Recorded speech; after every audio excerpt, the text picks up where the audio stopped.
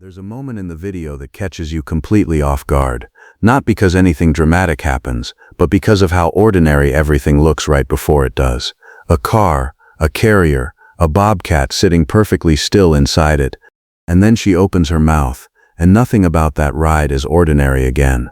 Her name is Luna, and from the second she found her voice, she never stopped using it. She came in the way most rescues do, quiet, cautious, and carrying something invisible that takes time to set down.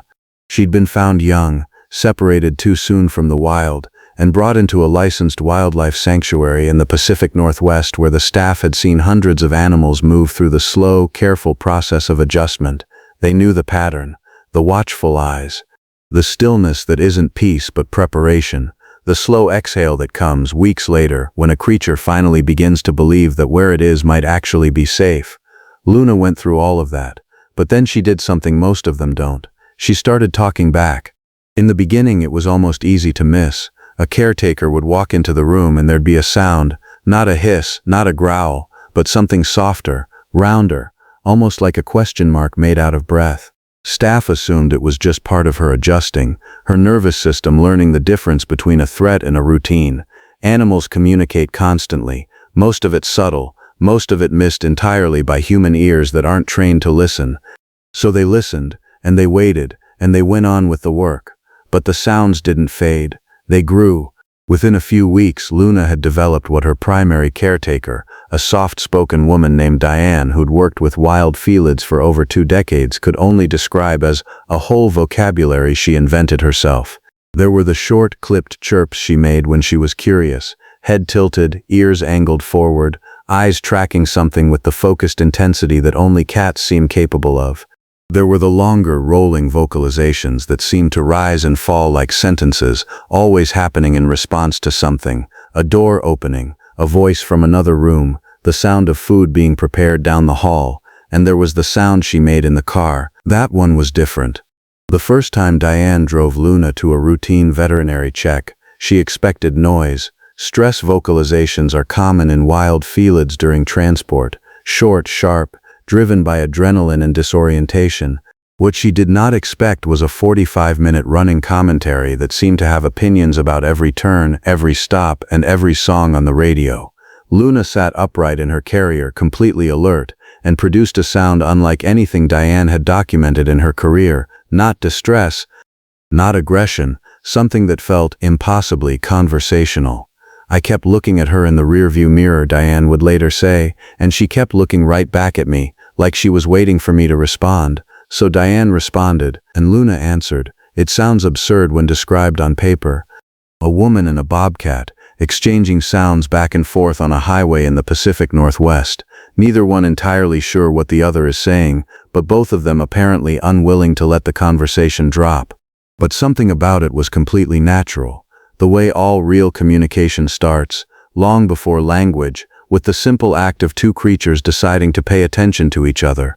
Back at the sanctuary, the behavior only expanded. Luna had opinions about feeding time. She had something to say when the morning light changed in her enclosure. She responded to her name with a particular sound that wasn't quite an acknowledgement and wasn't quite a complaint, but landed somewhere warmly in between. The staff started calling her the commentator. Someone started filming. What the camera caught was hard to explain but impossible to stop watching. It wasn't just the sounds. It was the face she made when she made them. Eyes wide, focused, locked onto whoever she was talking to, her whole expression radiating something that read unmistakably as intention. It wasn't random. It wasn't reflexive noise. It was directed. She was talking to someone. She was talking at someone. And in her more opinionated moments she was talking over someone, with the kind of confident interruption that suggests she had been waiting patiently and had finally decided her turn had gone on long enough. The first video almost didn't get posted. Diane wasn't sure anyone outside the sanctuary would understand it. Wild animals are so often flattened in public perception into either danger or fragility, the predator or the victim, the threat or the orphan. Luna didn't fit either category cleanly. She was something rarer, a wild animal who had found inside a life she hadn't chosen, something that felt genuinely like joy.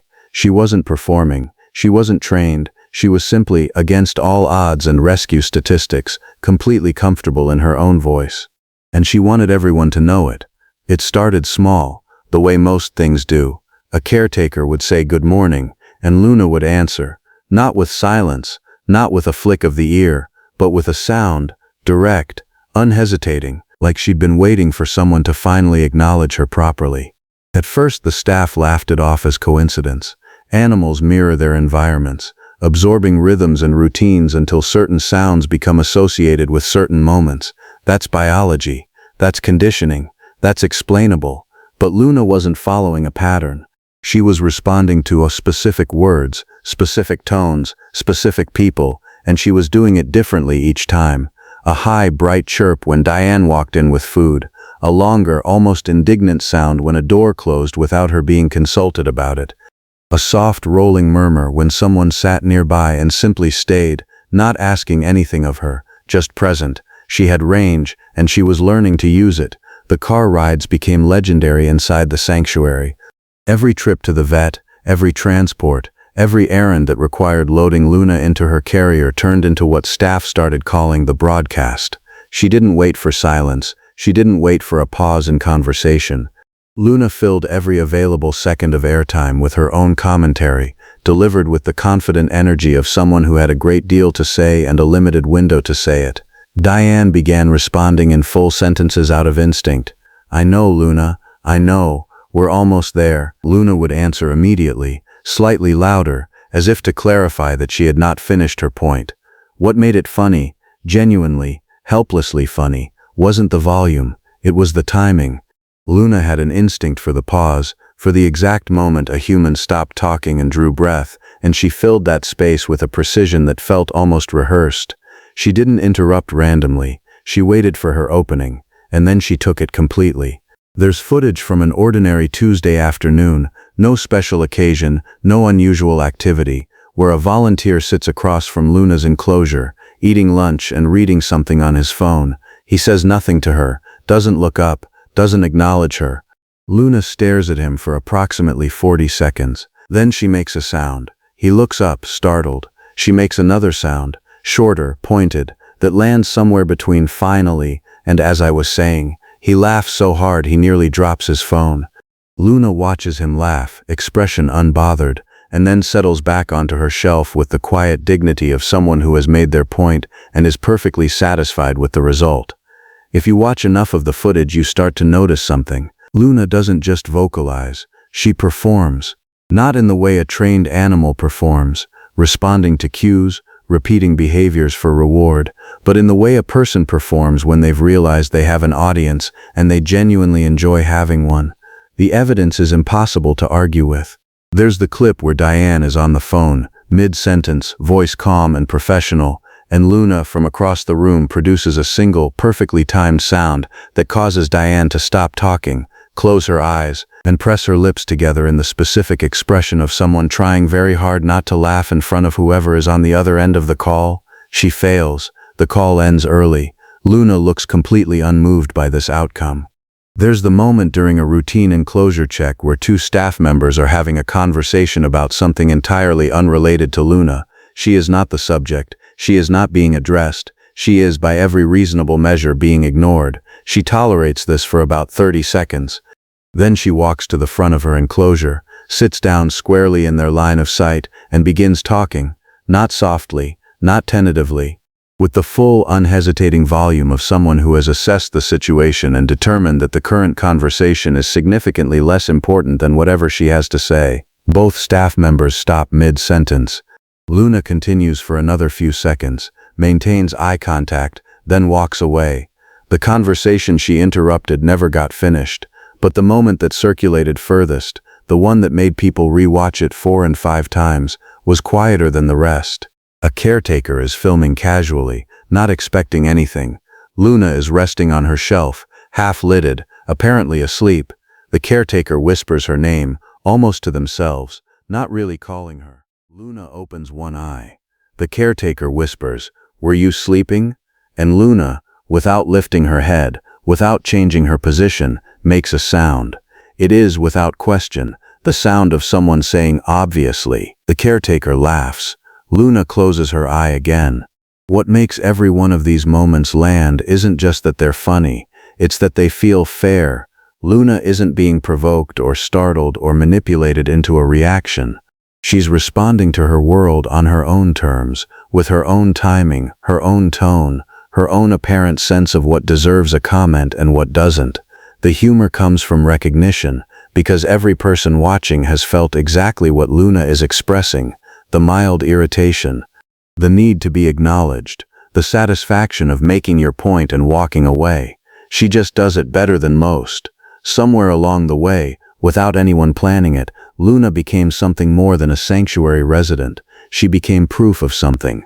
It's easy to watch the clips and stay on the surface, to laugh at the timing, share the video, move on, and that's fine. That's enough. Not everything needs to be dissected for meaning.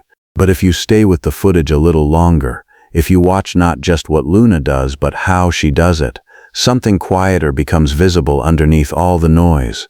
She is completely, unconditionally at ease. That matters more than it might sound.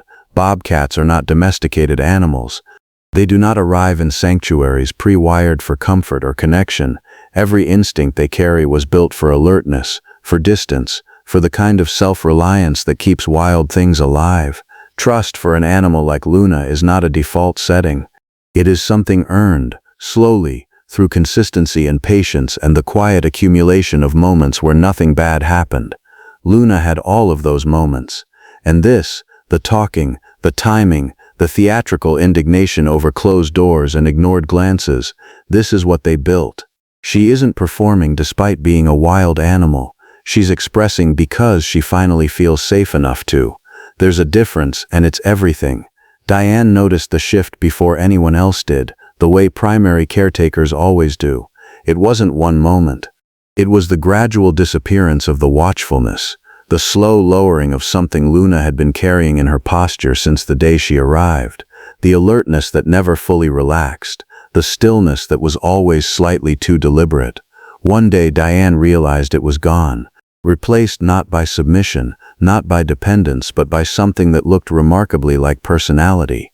She stopped waiting to see what we were going to do, Diane said, and started just being herself, whatever that is for her. Whatever it is, it involves strong opinions about car rides. The sanctuary never set out to make Luna a character.